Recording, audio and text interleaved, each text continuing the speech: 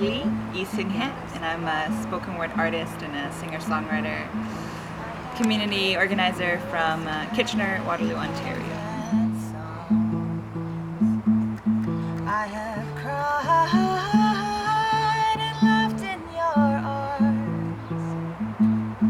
You have never, ever, long as I know, done me wrong. Yeah, at a house show, it's pretty cozy. We're usually in someone's living room. It's like warmly lit, and there's like some food, and it's nice because people kind of sit around on the floor, and the performer, it's usually acoustic, so the performer can be really nice and close to the audience, and it creates a really warm, energetic, intimate and casual atmosphere. And I think, for me as an artist, a house show is the best in terms of having like direct access to your audience, because they're like right there and their faces are right there, and so you can really gauge the feel and kind of like adjust as you go what people are liking and stuff.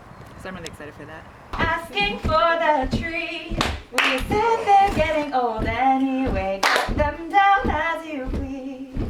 When they came around, asking for the tree, we said they're getting old anyway. Cut them down as you please. But now streetlights drown out the stars. Evening crawling with cars. Poetry Slam is a spoken word poetry competition where performers, writers, bring their original work and they perform it on stage to a very attentive and responsive, like verbally and responsive audience. And at a slam, the audience will judge you and score you, and there's a winner at the end of the night. And it's really like high energy and a lot of fun. So I'm gonna be featuring at the Peterborough Poetry Slam, which means I'll have a set amount of time to do my own thing, and it's cool. Better for me. I like features better because then you can sing, you can kind of tell stories in between, and you can break all the rules of slam, like no costumes and props, whatever. Dear Sandra O, thank you for existing and making art. As far as I can see with these narrow eyes, you're the only Korean Canadian woman on the screen, with our flat faces and non-folded eyelids. You legitimize me. You know, Sandra, I get tired of being erased. All of these shows which are supposed to represent real life, they leave us out. Or if we're in, we're the nerdy Asian, or awkward Asian, or kung fu Asian. Never stories where we are centered, always marginalized. Always white people problems and white people heroes, with racialized villains and racialized people needing to be saved by very good-looking white people. All white people. I love you guys. Most of my friends are white. I went to Florida. That's where I met Jen. In terms with performance poetry and songwriting, all of it I find is storytelling. You're a storyteller, you have something you want to share with an audience, and for me, because it's multidisciplinary, but for me the lines are not so concrete, they're very blurred. So because a song has lyrics, which is poetry, and adding melody, it does different things, right? So usually I'm trying to find the form that will be most conducive to conveying the truth of what I'm trying to get across in a way that will connect with the audience in the strongest way. And sometimes it needs melody, so it could kind of take people and lift them in a certain way with a certain phrasing, or it doesn't need melody and all it needs is directness and nothing in between me and the audience, no guitar, no melody, just words, right? And attentive listening, and always it's embodied. Great thing about spoken word is my guitar is then out of the way. I love having the guitar, but having my hands and having the full embodied experience makes it so much more fun for me, because it's not just up here, but even the way I stand, the way I can place my feet in funny, awkward ways, and that's all a part of the performance.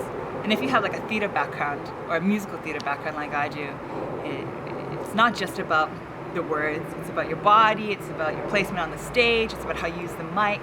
And when you can play with all of those things, it becomes a very fun time you can have on stage, yeah. sing along. It's more fun that way.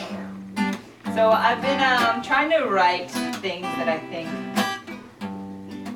that the culture needs, like love songs that aren't rapey, you know, children's stories that aren't really heteronormative or gender binary, that kind of thing.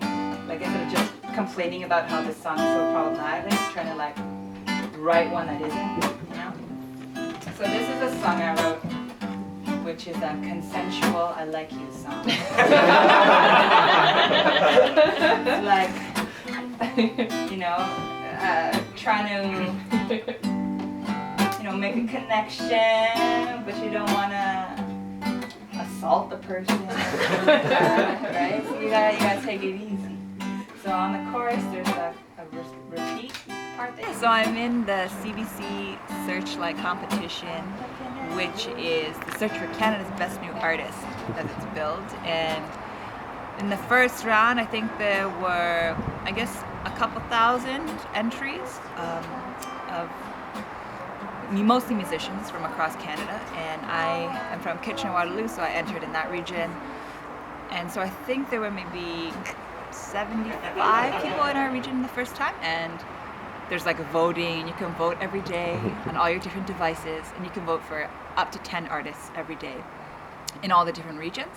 And I made it out of the first round, so I'm in the second round now, which is like top 25 in Kitchener-Waterloo, and there's lots of regions across Canada. And so voting for that ends April 13th, and then if I make it onward, there's more voting, and I think it's like 2 more weeks of this. So it's like it's an interesting thing where I like find myself having to self-promote, which is very difficult as an artist. You have to ask people for a validation, like, please tell me you like my song and click on this link. But it's nice because people who my like community and my friends are like, Janice, you should do it. Don't be afraid to tell the world what you're doing. Okay. I'll love you for all tomorrows that